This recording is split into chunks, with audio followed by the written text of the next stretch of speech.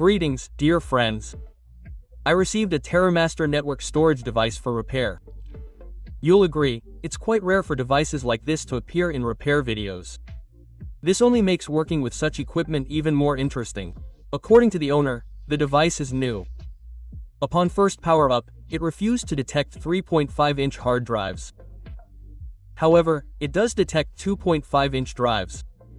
Just in case, I'm including a message from a subscriber with a full description of the defect. The device is a metal box that can accommodate 4 drives with a SATA interface. Currently, the first bay contains a 2.5-inch drive. The second and third bays contain 3.5-inch drives. The fourth bay is empty. I connect the power supply and turn on the device to check for the defect.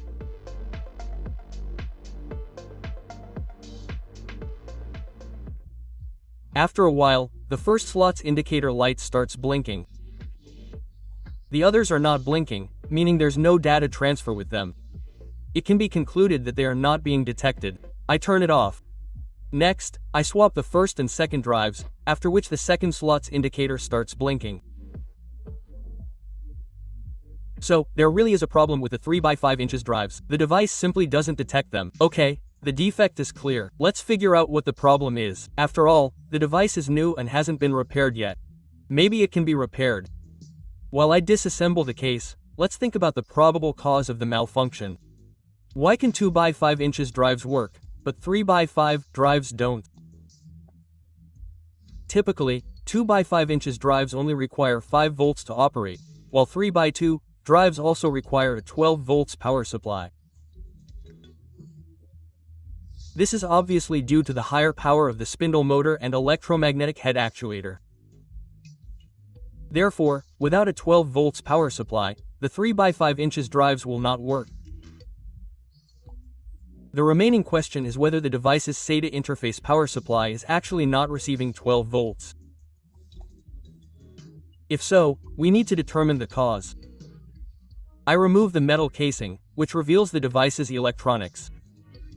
There are only 2 boards here. I disconnect the fan wires and set the back panel aside to keep it out of the way. I inspect the boards for any obvious defects and study their rough schematics. I find a flash drive connected to the internal USB port. I'm always fascinated by these kinds of electronic solutions. They smell of a homemade mess. I don't think this is the most reliable solution, as the flexible contacts in the connectors weaken over time. This can lead to poor contact, which can cause the device to malfunction under certain vibrations, or even from the drives themselves. Well, let's leave that to the design engineers, and we'll move on to solving the main problem. On the additional board with the connectors, there are a pair of powerful 2 ohm resistors. These are obviously current sensors. One of them shows 5 volts, and the other should obviously show 12 volts, but in fact, it's 0. No voltage. The MOSFET that controls the 12 volts power supply line on the SAT connectors is located deep within the main board. Identifying it wasn't difficult, as the MOSFET for the 5 volts line is located right next to it. In principle, both MOSFETs operate identically. A bipolar transistor sends a signal to their gates to turn on. The only problem is that the MOSFET doesn't turn on via the 12 volts line, unlike the 5 volts line. This is a 5 volts MOSFET. It has 5 volts on the power supply side, and 5 volts on the SAT connector side as well. It works. The 12 volts MOSFET, on the other hand, has 12 volts on the power supply side, but no voltage on the SAT connector side, so it doesn't work. I won't use terms like field effect transistor drain right now, so as not to confuse you. During repairs, this is often unnecessary information. We're not developing a new device, we're not debugging it, we're just repairing it. So, it doesn't matter to us. We can see the difference between a 5 volts and a 12 volts power supply MOSFET. We also know that 12 volts isn't reaching the storage device. Therefore, we assume the 12V MOSFET is faulty. Checking and comparing the voltages in the gate-driven circuitry convinces me that the 12V MOSFET is faulty. Its gate is 12 volts, while the 5 volts MOSFET's gate voltage is near 0. 12 volts can only appear on the gate if the MOSFET is faulty, since there's no such voltage in the gate-driven circuit. The maximum here is 3.3 V. Incidentally, it's important to note that the 12 V MOSFET even looks different from its neighbors.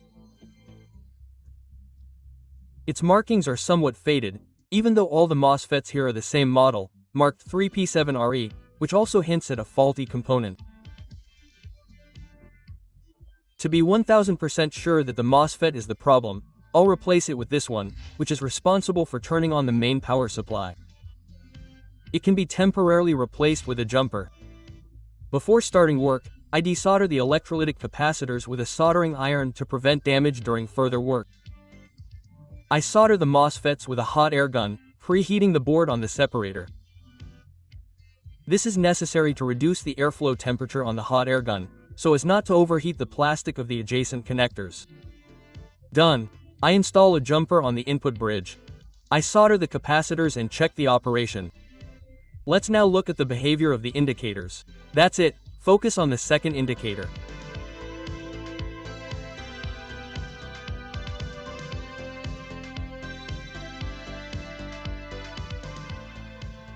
There's data exchange. Excellent. Now I check the 5 volts and 12 volts voltage. Excellent. The MOSFET now opens and voltage is supplied to the 12 volt line. So, the problem was indeed with the MOSFET. Using a multimeter, I roughly determined its defect. For some reason, it doesn't lock in the open state, as a working component should. I compared it with a field effect transistor of a different conductivity, but the operating principle is the same. I bought a new MOSFET, exactly the same model as the one I installed. Incidentally, the markings on it are perfectly legible, unlike the faulty one. Before reinstalling the components, I tin the terminals.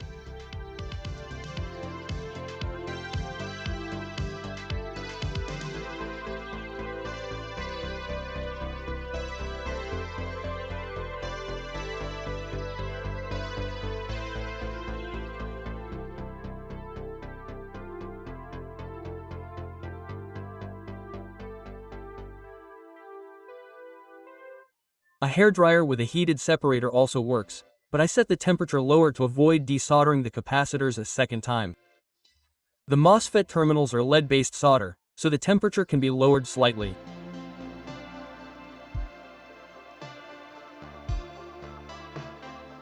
This is what the board looks like after all the work. I checked the battery.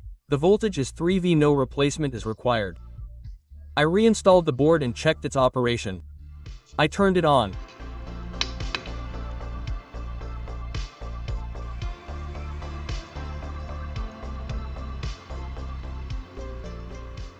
You can see that all the indicators were flashing, meaning all the drives are now detected. This is even confirmed by the noticeably increased noise from the device, especially when turned off.